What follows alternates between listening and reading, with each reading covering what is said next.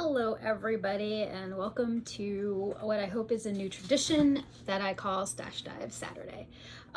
So I've been having a lot of design ideas bubbling around in my head, and I wanted to start kind of a tradition or a Saturday where I look through my stash and I kind of show you some things that I've knit and designed, and some of the yarns that I have in the works for new projects and new designs that I've been kind of hoarding.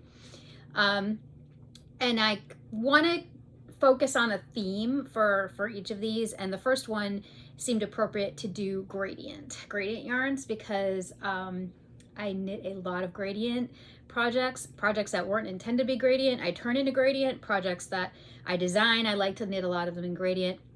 I particularly love long form gradients, although I do use gradient skeins as well. And so I thought I'd just kind of show you some gradient projects that I've worked pretty recently over the last couple years, so that you can see kind of what I like to knit out of gradients. And then I would show you some of the yarns that I've kind of grabbed recently that I plan to design projects with. And talk a little bit about those dyers and what I like about their yarn. Everything that I mention, I will link to below the video. So if I show you a pattern, even if it's not one that I've designed, I will link to it so that if you really like the pattern and you want to try to do a gradient piece with it, that you can. So first order of operation is that I'm going to show you some stuff that I've knit up in gradient, so that you can kind of see what the possibilities are. And some of these patterns originally called for gradients and some of them didn't. So the first one I want to look at is called Alpaca, and it's by the designer Laura Nelkin. And it's actually a Mobius cowl that starts out with a Mobius design that, you know, casts on like here, and then works Mobius for a while, and then actually switches to just knitting straight in the round at the bottom. And it has a beautiful beaded detail here at the top that are clear beads that I did. And this was not the original colorway for the pattern. The original colorway for the pattern was a straight, like pink kind of linen silk blend that she put together for a club knit. And it was really gorgeous, but I had this amazing Sunshine Yarns gradient sitting around, and I was like, I really want a gradient version of this cowl. So I'll just pop it on so that you can kind of see what it looks like. You know, it can actually, now see, my hair is gonna be super messy during this video, so you're just gonna have to bear with me on that. And this may have, it's been a while since I put it on, so it may have done a little, it might need to be reblocked, but you can see here, and I can back my camera up even farther so long as I do not spill my coffee that's back there. You can see that it creates this really nice kind of over the shoulder warmer, and the like lace details at the top are really pretty. And it started with this light color in the middle, and it worked its way out towards this really deep kind of smoky blue gray. That's just fantastic. So this was like a I believe it was Sunshine Yarns gradient from Australia, and there it's a beautiful color. But this is just an idea of how you can take a pattern that doesn't call for a gradient and turn it into a gradient knit piece. And part of that is going to be looking for patterns that don't have knitted on edges. If you have a knitted on edge, unless you're sure you have enough of the bottom color left, you can end up with jumps in your gradient to try and knit on an edge. So if you look for a pattern that has a straight knit with no knitted on edges, or a pattern that has been developed for gradient skeins, and some dyers will actually sell you like sweater packs or packs that will have, like Wendy's, like fiber optics will have, you can buy the end color separately along with the gradient color of either terminating side, so you can actually get more creative. So this is Alpaca. It is fantastic. It's by Laura Nelkin, and I will link to it below if you would like to knit it. I'm not going to be able to provide pattern support on this, but if you ever have any questions about like color, or say, hey, I'm knitting this with Laura, like for Laura's pattern, I do know Laura, and I'm more than happy to like weigh in on your color choice. But I would leave the like expertise on Alpaca to her, because she is the master of that. here's a couple of cowls. These are actually the same cowl. These were both knit in Freya Fibers bulky, and they are like 100% wool bulky, and it's just knit top down. I believe this colorway is vintage, and this one is Nautilus. And the cowl is called the Cecilia cowl by Rachel Atkinson. And this knit up in like an hour, and it's great because when I go to visit, like I live in Florida, so I really don't get a lot of cold, like super cold weather. Like this would really like be worth wearing in Florida like 2 days a year. But the beauty of this cowl is like, it sits up really nice around your face, so it has a great like structure. But if you are in a colder climate like New York or Minnesota or somewhere, you can stuff the inside with kind of like a fur or fake fur, like other cowl or muff, and then create an insulation around your neck. So even though this seems like it's a little big, the fact that it bows out and has this shape lets you kind of insulate it. So it's really stylish. I've knitted a couple times for other friends as well because it's such a quick and easy knit.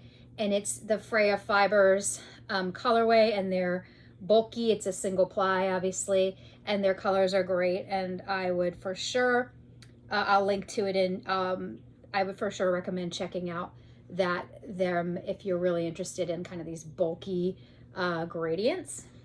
I don't have a lot of their bulky at the moment to show you in my stash dive because I live in Florida and I have less need for it. As it is, like the big silks and the things that are in worsted weight are kind of where I draw the line on a lot of my knits for that reason. This is another shawl, and it's heavily modified version of Amba O'Brien's Blaze.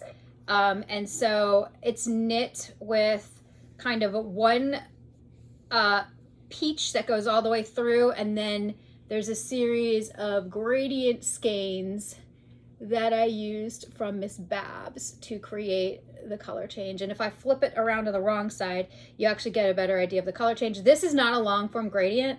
This is actually a gradient pack, and I do collect some of those. Primarily, I get them from Miss Babs. I used to get them from Trillium Fiber, but I believe she's retired, sadly.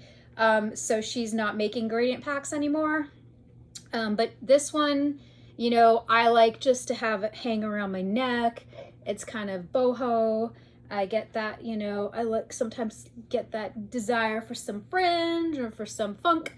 And Blaze is a great one for that. And it's actually, I modified it so it has a different slip stitch than what she calls for in the pattern. I don't know if I put it in my notes on Ravelry, but for sure, if you're interested in kind of this funky look and you have a gradient pack you want to work with, Amba does a lot with gradient packs. And her Blaze shawl is really nice. So that is the Blaze shawl. Woo! Okay, so this next one is an example of how kind of you can incorporate a gradient into a pattern that didn't really call for it in the beginning. And it's the Tarald Dago shawl by Caitlin Hunter. And so it was originally a 3-color shawl, and what I did was I incorporated, instead of this solid color in the middle, I incorporated another Freya ball, and I believe this is also Nautilus. I apparently really like the Nautilus colorway. And it goes from blue to this kind of peachy yellowy color, like peachy, you know, tan. And then I picked up and have a tan color that matches it as well through it. So all of this kind of pinky tan, it all the way through to this blue, is all a gradient yarn that was replacing a single color. So I knitted in, you know, this dark brown, which was a yak blend. It is nice. And I can't remember the name of the yarn, but I got it in Seattle.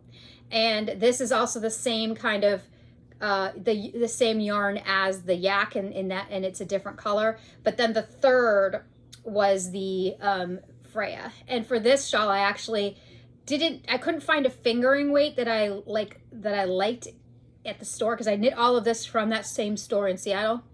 So I picked up 2 lace balls, and nautilus, and I held them together, and that's how I knit the Tarald dago. And it's like a quite a large and gorgeous shawl.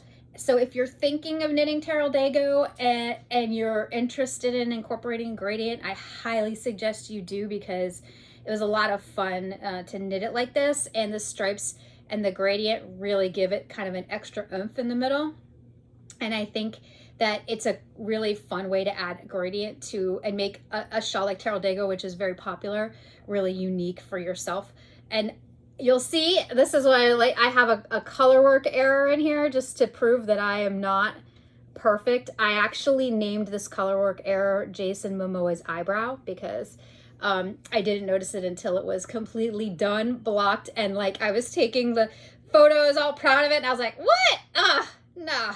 So just so you know, Jason Momoa, his eyebrows have a lot of character. Your Tarald dago can have character too. So again, I will link to Caitlin Hunter's pattern for Tarald dago in the down below the video. But this is a great example of how you can incorporate a gradient into a shawl pattern that doesn't necessarily start out with a gradient, and you can get kind of this super just beautiful changes in that shawl and give it some extra character. So I'm getting like a giant pile on the side here, so I might move some of these guys over to the side over there. Alpaxis gets moved over there. So I have a few more that I want to show you before I talk about what I'm like stash diving. So this is the summer rain shawl, and if you've done any kind of following me, you'll know that I really like the blue bricks gradients. I'm actually going to show you a lot of them today. This is a beautiful shawl that was created by, and I'm just going to make sure I have her name correct, Julia Decker, and it's called the Summer Rain Shawl, and she designed it specifically for blue brick yarn, and it's entirely a twisted rib shawl with a twisted rib lace, and I will pull it up close so you can see the gorgeousness that's this twisted rib lace with some beautiful beadwork in there. Actually the very bottom edge I ran out, and I replaced it with some black trillium fibers gradient that I had on that dark purple edge, because my gauge was off, so I ran out a little bit. But you can sometimes, those dark edges give your gradient cowl or your gradient piece a little bit of oomph as well. So this is a really nice, and it's super, super long, so I tend to just wear it as a giant neck warmer. I wear a lot of kind of bohemian looking neck warmer pieces like this. And then you can always pull it over your shoulders if you want, but then when I'm going out, I can just tuck it into a jacket, or I can just wear it, because we're in Florida, like kind of sleeveless with my, you know, neck design going. And this colorway was one of her Color Club ones, so it's not available anymore. But basically any 800 yard skein of the blue brick will let you knit this pattern as long as you're on gauge, because if you're off gauge, you might need to grab an extra bit to bind off. But so that was the Summer Rain Shawl, and it is super, super beautiful, and it's one that I really like to wear if I'm doing something like where I want to be fancy but not stuffy. So there you go, gorgeous, love it. And I have two more, and then I'll show you the two that I've actually designed. This is also knit in the blue brick in a skein of Eventide, which was one of her spring colors. Again, you may need, if you love Eventide, you may have to wait for it to come back when she's out of her fall and winter and back into spring. But Eventide, this is the Shipwreck shawl. It's a pie shawl.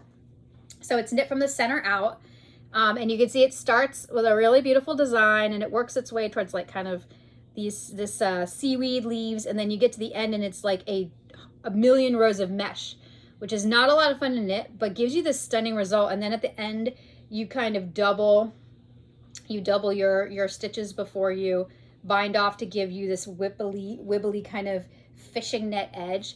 And the pattern calls for like 5,000 beads. I did not use 5,000 beads. I think I only used maybe 2,000, but you know, dispersing them in the shawl gives you this kind of water droplets in the shawl. And I recently wore this to a wedding and I got a lot of compliments. And this pattern is actually free. So I will link to it, but it's a free pattern. It does require some digging around because some Ravelry users have made modifications to it to make it knittable. But for instance, in this seaweed area will not line up correctly unless you use a specific modification that the Ravelry users have done, and I went ahead and I included those modifications. The other thing is that if you're going to knit this in a skein of blue brick in Beast, which is what I did, you're probably going to need to bind off early. You're not going to be able to do all, it was like, I think I knit to around 150 instead of 160 because, and I still ran out at the very end and had to, if I can find the edge here, I had to incorporate, you can see there's a slightly different color there. I had actually a skein dyed by my sister, and this is where it joins together. I had a skein dyed by my sister who doesn't do enough dyeing, unfortunately, for me to show her work, but her design is chaotic evil, and it's available on Etsy, but she's a physician, so she really doesn't have a lot of time to dye at the moment. So, but she had dyed me this kind of color to match some of my wedding colors, and lo and behold, I was able to finish off the very edge of this Shipwreck shawl with that color, and it matches my eventide, and I did lose the game of yarn chicken. It happens to me more than I'd like to admit. But again, Shipwreck shawl is free. My design company, brand, imprint, whatever, is called Cryptoknits, and the reason why I named it Cryptoknits is because I have a novel idea about I write science fiction, and I've been writing in this world called Lumen, which is a very much a dystopian environmental fiction. You know, what happens when a planet isn't sustainable anymore, and what happens hundreds of years after a cataclysmic event, and how is the society trying to rebuild without making the same mistakes. And so that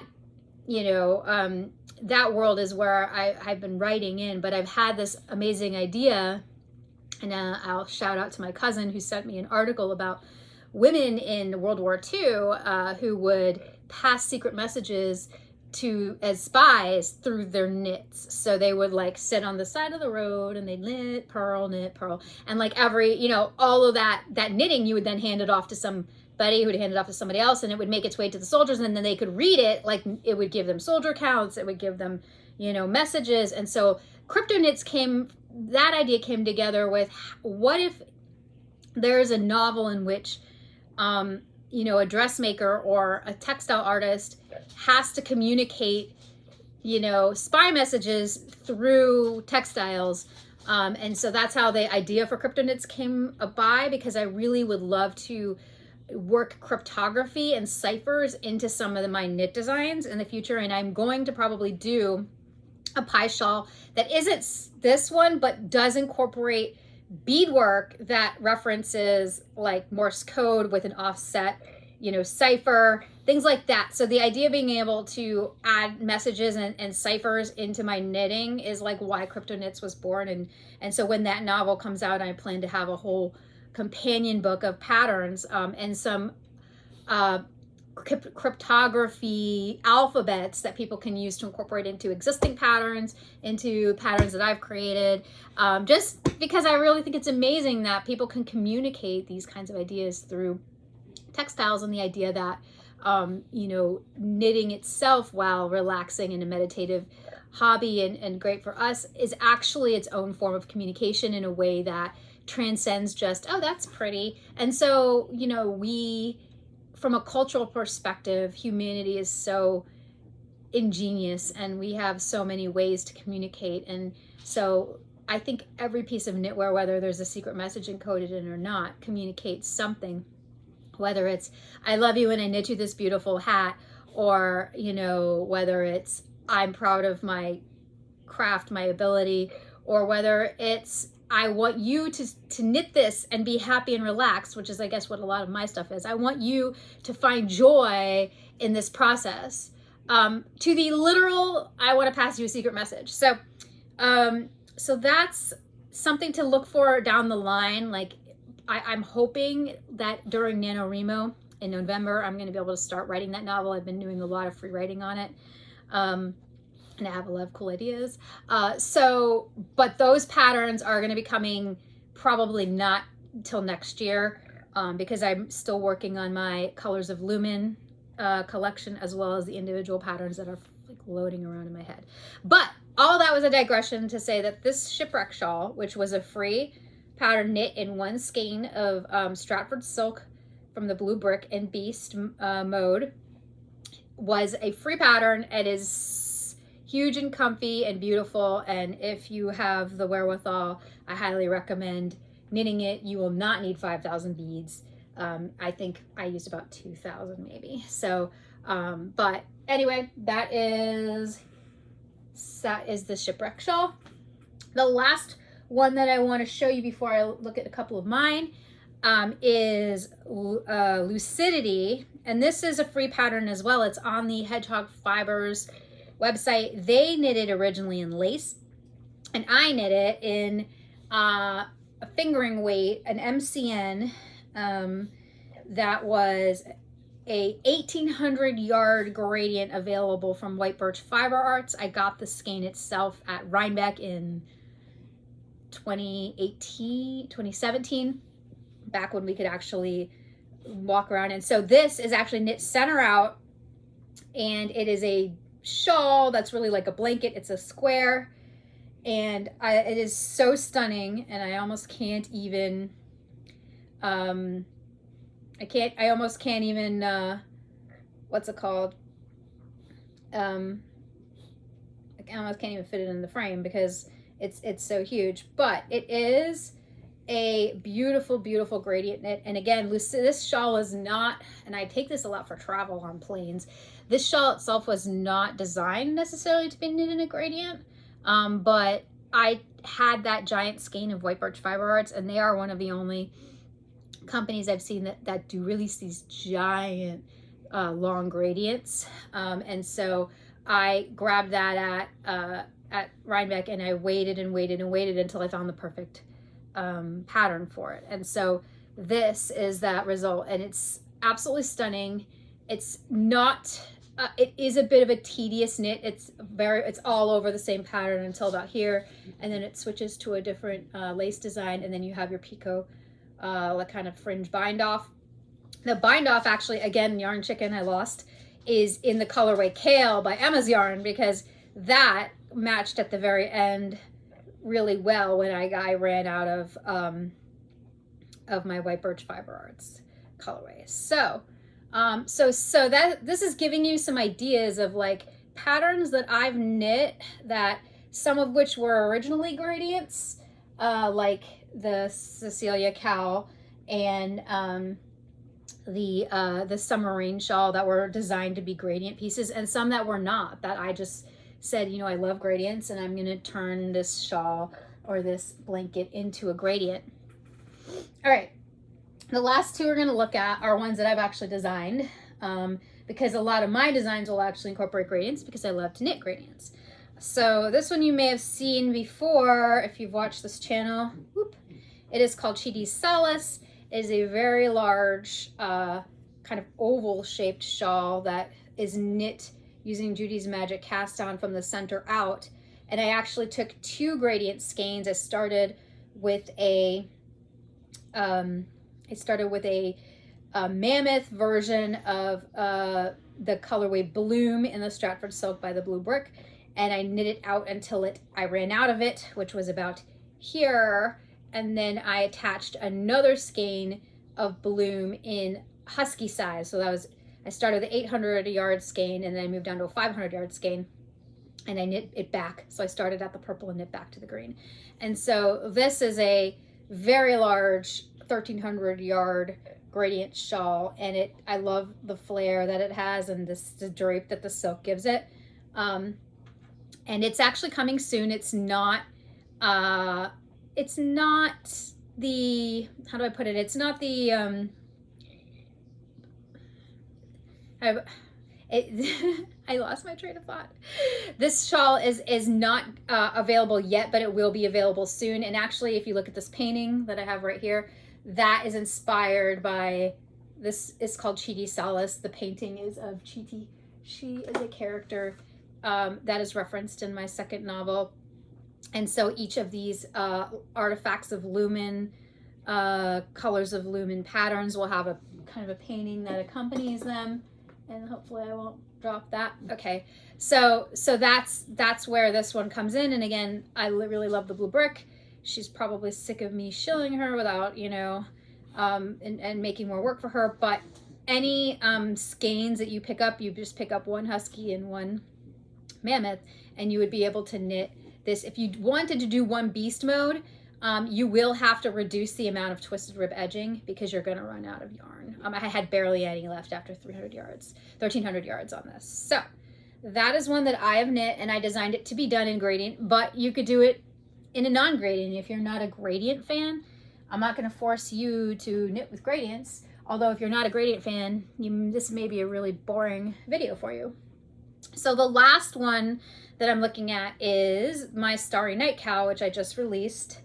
And it is knit in a single skein of blue brick as well. And it is knit in the husky. It's only one 500 yard skein, and it is a Mobius cowl. So it's done entirely in twisted ribbon. Here, I'll pull it up. You can see where the seam, where the Mobius is. And it goes essentially, goes all the way around. And so this is one end. It goes all the way down to the end where I have a big tassel. And so this was designed with a gradient in mind because it uses short row shaping to kind of let the colors fly around, and it's called Starry, and I have one in there. It's called Starry Night because it kind of reminded me of Van Gogh's painting, the colorway. And it can be styled a lot of different ways. You can look at the pictures of it online. It's kind of fiddly for me to try and talk to you and do that. And it includes a fun, huge tassel. But this, again, was one that I designed specifically for gradient yarns. And you can see in the short rows that, you know, the colors change in amounts. Like you'll have some larger joins of color and then some more subtle gradations of color as you move through it because of the kind of nautilus shaping associated with this cowl. So this is the most recent thing I've designed in gradient. So what do I have in the works? I mean, and I'll link to both my patterns as well. But honestly, I know that from all the ones I've shown you're probably interested in some others, so I'll make sure all of them are linked. But so that leads me to like kind of what yarns am I diving through recently? Am I looking at making new patterns from? And the first one I want to show you is some fiber optic yarns. This is the Kimber Baldwin Designs, and she does this kind of cashmere MCN. And what I like about her yarn is that she'll have a gradient colorway. This one's called Pink Armadillo. And she'll also sell the terminal colors. So on one side, you'll have this, it's called Fairy Tale. And on the other side here, you'll have Mink. I think it's called Mink. It is called Mink. So you can buy like just the gradient, or you can buy like the gradient plus one terminal color if you need more, or you can do like I did and buy all three. So that way you can really have flexibility in knitting a gradient into your work because you're not completely limited by how much of that terminal color you have. And so each of these skeins is 420 yards. This middle one is 470 yards. These side ones are 420 yards. So I'm looking at possibly designing a shawl or even a Mobius front sweater using some of these yarns. I'm looking at some like interlacing twisted rib with ruching to create kind of this really feminine scarf that's, I'm thinking maybe going to be a boomerang shape. It could be a parallelogram, but I kind of want it to have a little more twirl to it. And I think it'll get more twirl if I do it as like a boomerang. So that's something that's in my brain. It hasn't even made its way onto my needles yet. I am kind of doing some swatching of that twisted rib ruching together to see what it pans out once I've blocked it out. But this is probably the colorway that's going to live in, and it's that beautiful pink armadillo. Another colorway that, and I honestly love all of fiber optic yarns colorways, so it's really hard for me to pick. But another one I picked up, and you've seen me knitting a lot of blues and purples so far in my crypto knits, but I really am a huge pink person. And so you'll probably see more of that as well. Lavenders, pinks, grays, browns, and navies. Those are my jam. So again, this is another triple colorway. The middle is called Shoreline. It's this beautiful pink coral to a navy blue. And then the terminal color is in the navy on one side and coral on the other. So I'm not sure yet what I will turn this into, but I expect that there will be a design in the not too distant future that incorporates this gradient because I love knitting gradients. Like the very first project that I knit, it was terrible. It was a Laura Nelkin Skywalker shawl. I saw it here and I was like, I could bring this out and show it to them. But then I was like, I'm too embarrassed. It was rife with mistakes. It wasn't blocked nearly enough. It looks like a neck doily. But it was the first real project that I knit, and it was done in a gradient. So you can, and that was an apple tree knits gradient. So you can tell that I'm a gradient fiend. And so another couple gradients that I have that I want to show you are, I showed you the white birch fiber arts, the 1800 skein. I got it Rhinebeck. I've gotten a couple others from her on her website. And this is like, you know, one goes from like this light pink purple to a darker purple, and it is a alpaca silk cashmere blend, and it's so soft. And then I have a same alpaca silk cashmere blend in kind of the sunshine colorway, which is so bright and beautiful. And I believe I will probably try to do a cowl, and I might do a twisted rib ruched version of the kind of the shawl that I was talking about earlier in a cowl or possibly a hat for this skein, but it is 489 yards. So I want to make sure that I use every inch of this beautiful yarn. So we'll see exactly how I work it, because I don't want to waste a second of it. I do stalk her website to look for larger colorways. It's sometimes hard because I think people snap them up. But she has so many interesting fibers. I mean, she's got yak, silk, and cashmere. She's got the alpaca. She's got a lot of those kind of luxury, but really interesting yarns, and she does them in these gradient balls. And her giant gradient balls, again, they can go up to 18 or 2,000 yards in one single gradient ball. So if you're looking to knit a really big project, kind of like calendar yourself and check in on her website. And like, I still don't know what I'm gonna make from this, but it's calling to me something. And I'm not even a huge fan of yellow, but I just love this yellow to pink gradient, and it is just calling something cheerful and happy to me, and I'm gonna turn it into something. And as soon as I do, I will share it with you guys so that you can see it. I don't have any Freya like that I currently feel like stash diving. So the next few are going to be blue brick. And I have been seriously collecting a lot of her beast skeins because I love big projects. So the shawls that I've knit so far have not used a single beast skein except for the Eventide, which was not my design. But, and I'm here pulling them up so you're like, what are you talking about?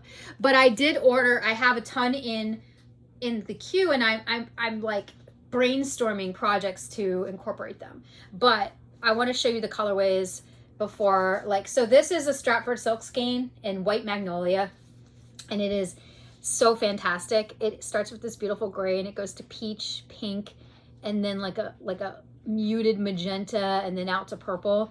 And it is, I love this colorway so much that I haven't been able to knit it yet because I haven't figured out how I can do it justice. So when I do, you'll be the first to know. But I just stare at it and I mull over what am I going to turn this into, because it is fantastic. And Stratford silk is not currently one of the bases she's offering.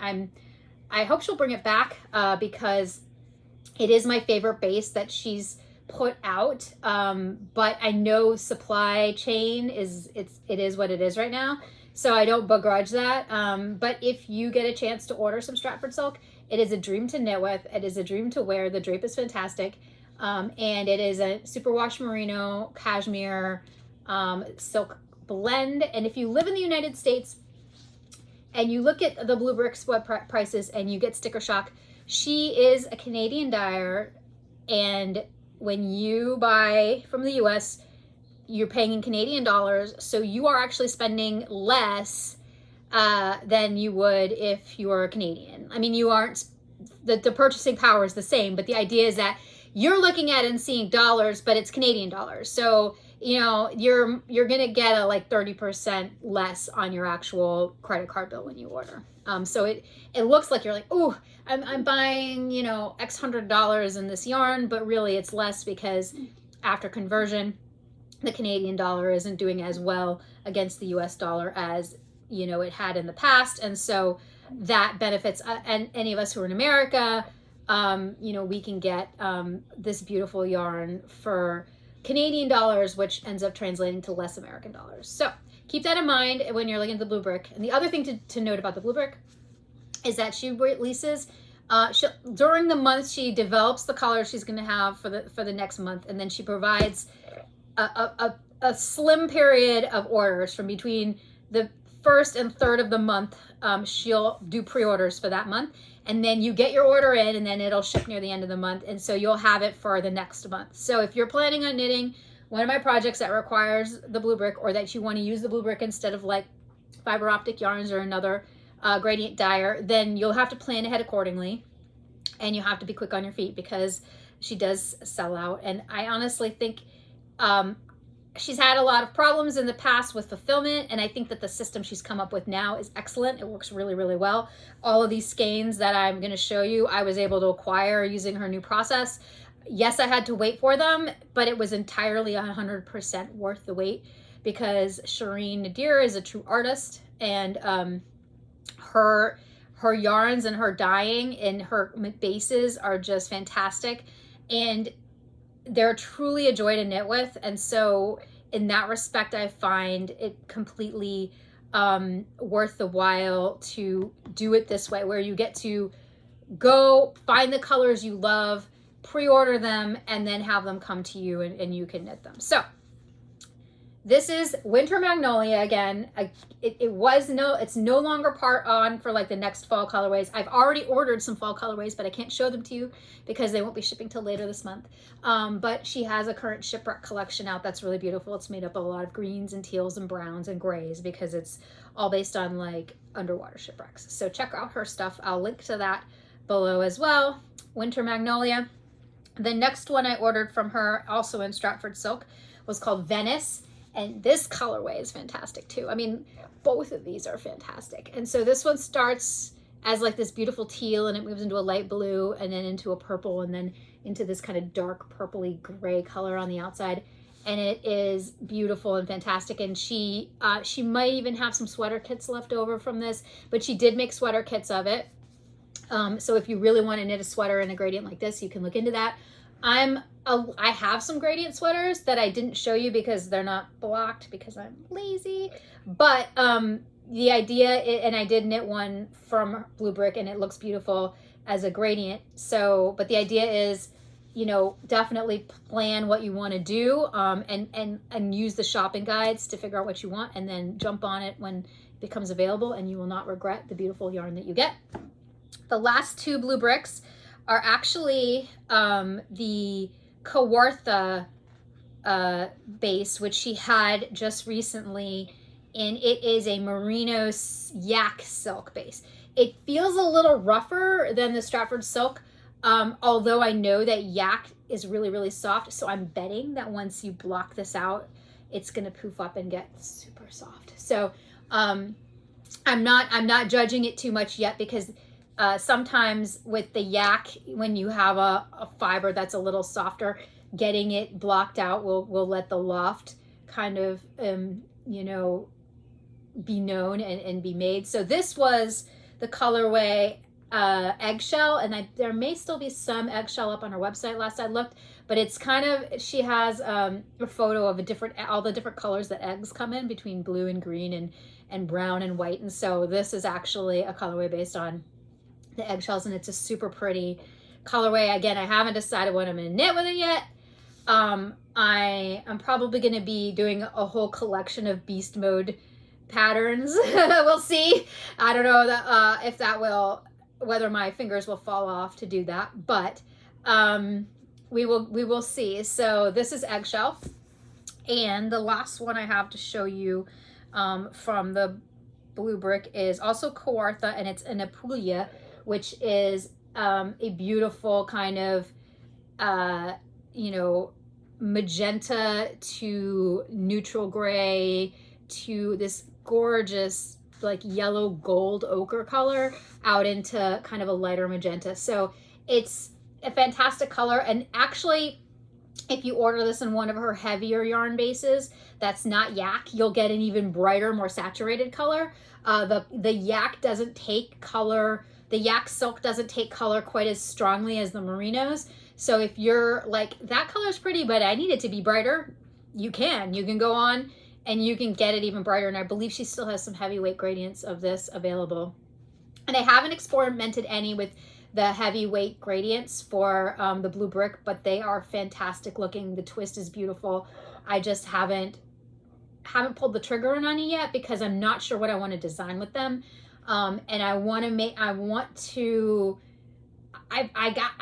have so much inspiration from what she does. I want to make sure that I'm being mindful in my purchases, so that when I pick up a skein, it doesn't just sit and collect dust, that it becomes something gorgeous that other people want to knit too, and that, you know, we all get a lot of joy out of.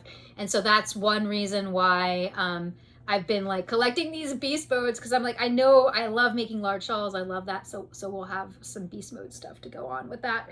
But in the meantime, that Kawartha. And then the last thing I have is this, which was one of the color clubs, and I haven't used it yet. And let me actually pull out the tag on it. It is the Huron MCN, which is also a fantastic base. And I will pull so you can see. It is a nice twisted MCN in fingering. And this was part of her color club. So this was called CNE, which I believe related to the Canadian National Fair or something like that. It was from I believe her reference photo was a Ferris wheel. And so I was originally going to knit Nim Teasdale's Don't Panic in this, because I think it would be perfect for that. I don't know that I have enough in this one skein to get enough twisted rib on the bottom of Nim Teasdale's Don't Panic pattern, but I love Hitchhiker's Guide to the Galaxy. I'm a novelist. I love Douglas Adams. I literally shed tears when he died in 2003. He was one of my favorite authors. So on principle, I might still knit Don't Panic by Nim Teasdale, and I can link to that below too, just so you can see what I'm talking about with her patterns. But this blue to purple to magenta is just so fantastic. So there will be something, either I'll design something that, you know, takes advantage of this colorway, or I will knit Nim Teasdale's Don't Panic with it. But either way, this really does scream Douglas Adams to me. So Nim, you are on the right track, and there will be something associated with this gradient yarn. So now that I've stacked yarn everywhere, this is kind of the Stashdive. This is like my creative process is very much being inspired by the yarns that I'm touching and feeling and looking at, and also just those shapes and those stitches that call to me, like twisted rib. I mean, you'll notice that almost everything I release has a little bit of twisted rib in it, and that's because the drape of that and that that look is just draws me to it. And those elements really draw me in. But that's this kind of stash dive. Like, I collect these, and then the goal isn't just I need to have 5,000 skeins of yarn. It's I need to turn these works of art into a work of art that I can display and show everybody how amazing it is. So that's kind of my motivation, is to create something that then takes the art that's already there, like that, you know, Shireen and you know, Kimber and White Birch have already done, like that beautiful you know, artistry that they've already put their souls in with this yarn, and to make it something that you wear around and that people compliment you on, and that it makes you feel confident, and that the knitting itself gives you joy and relaxation, and that the colors as they slide through your fingers make you happy. And that's one reason why I work so much with color, and I work so much with fades and blends and gradients and just mixing, because, you know, this craft is something that has nothing but positivity for me. Like, yes, it's frustrating sometimes if you're mucking up a stitch, or if you can't figure out how to do a particular thing, but the beauty of knitting is that it's a piece of yarn, and if you hate it, you frog it.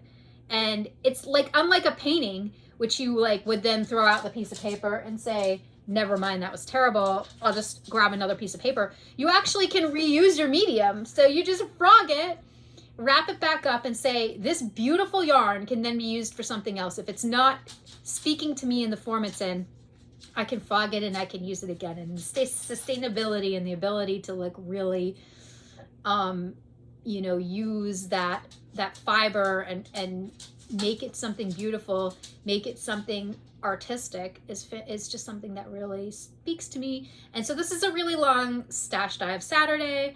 I hope you join me again for this. This theme was obviously gradients. I'd also like to do an entire section on kind of worsted weight, like what's in the worsted and DK weights, like heavier weight yarns, even though I live in Florida.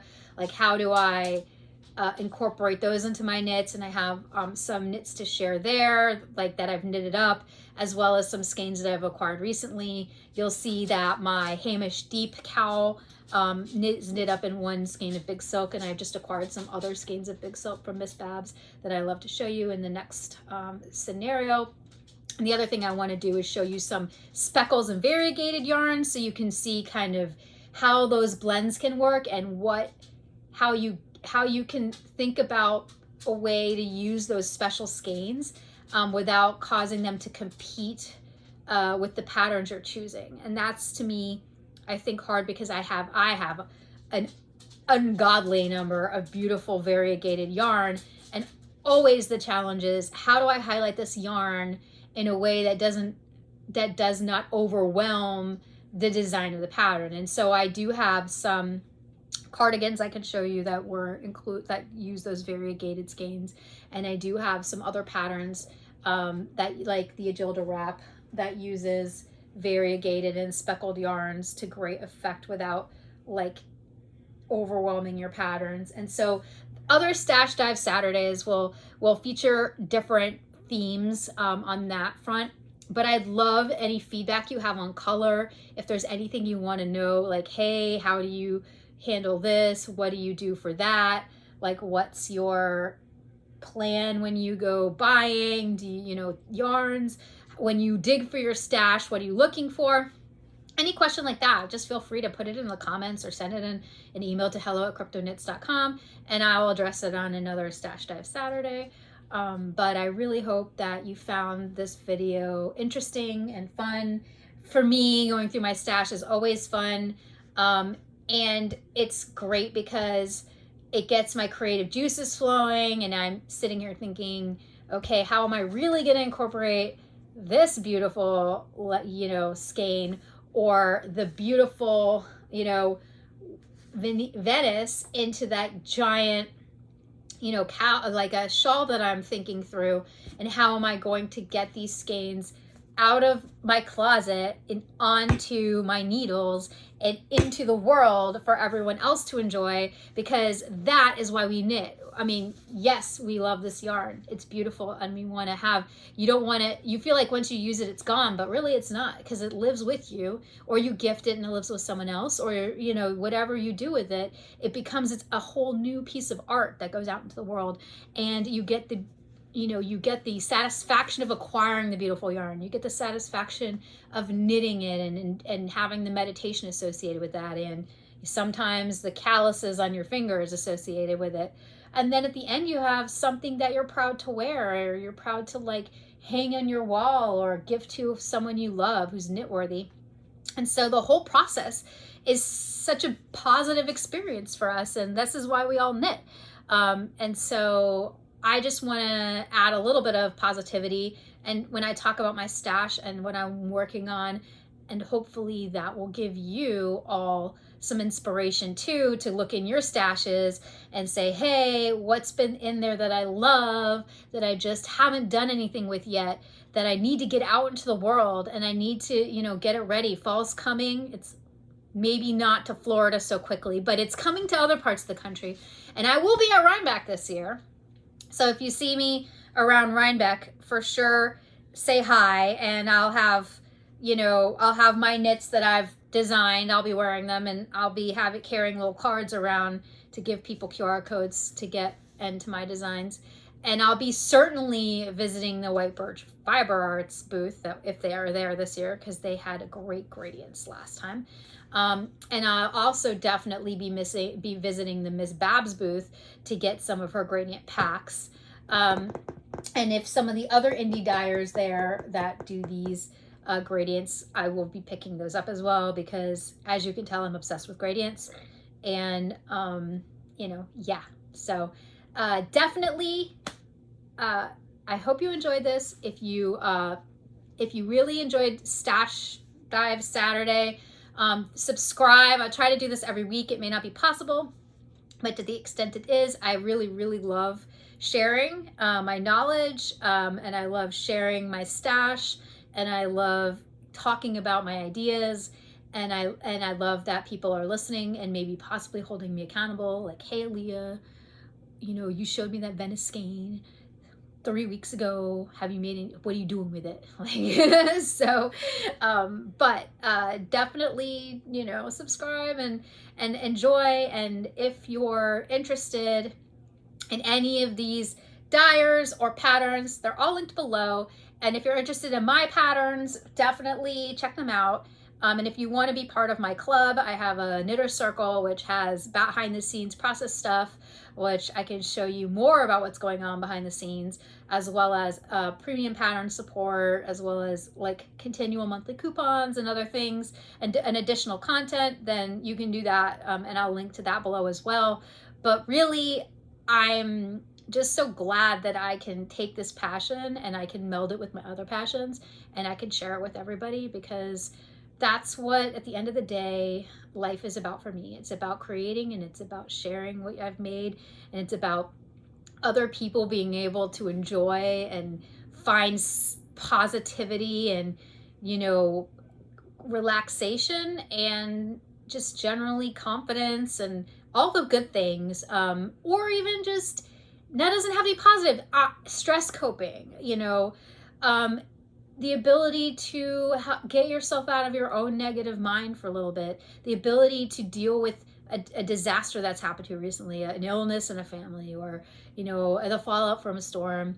Not every motivation has to be positive, but I hope that a positive result can even be made from negative experience. And so thank you guys so much if you stuck it out through the rest of this video. I know I'm very loquacious, but I really enjoy doing this, and I really hope that you find some inspiration here, and that you look in your own stash and see what you've been sitting on that you could knit up into something cool, and maybe some patterns that you weren't thinking were gradient patterns that you can then use as a gradient pattern. And if you find any that you think this will make a great gradient and Aaliyah didn't mention it, no, freaking share it with me, please, because sometimes I have to let my brain rest, and instead of designing a pattern, I just want to knit one. Although right now I've been on a real creative buzz, so we'll see. But anyway, that's enough. I've talked to you enough. So thank you so much, and I hope you enjoyed this video. And definitely subscribe if you want to see more. Thank you.